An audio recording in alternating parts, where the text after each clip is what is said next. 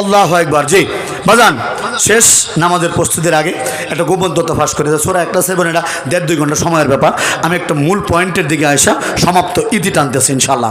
বাবাজিরা দেখেন, এই যে লা শব্দ, ইলাহা শব্দ, ইল্লাল্লাহ শব্দ, এই শব্দগুলা আমাদের পার্শ্ববর্তী হিন্দু ভাইয়েরা এই শব্দগুলা চুরি করছে।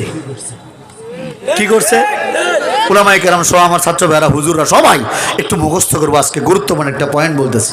হিন্দু ভাইয়েরা এই বিষয়গুলো চুরি করছে হুজুর, এই শব্দগুলো চুরি করে আরবি শব্দগুলা সংস্কৃত ভাষায় প্রবেশ করিয়েছে। কোথায় প্রবেশ করেছে? সংস্কৃত ভাষায়। এই যে লা ইলাহা ইল্লাল্লাহ শব্দগুলা, মুহাম্মদুর রাসূলুল্লাহ, এই শব্দগুলা কেমন করে চুরি করছে দেখেন। হিন্দুদের প্রধান ধর্মগ্রন্থের নাম হলো বেদ। প্রধান ধর্মগ্রন্থের নাম কি? সবাই মুখস্থ করেন, প্রধানটার নাম কি? বেদ। এই বেদ যখন লিখবে তারা, এই বেদের তো একটা মূল মন্ত্র দরকার। যেমন আমাদের মুসলমানদের একটা মূল কালেমা আছে না নাই? লা ইলাহা ইল্লাল্লাহু মুহাম্মাদুর রাসূলুল্লাহ।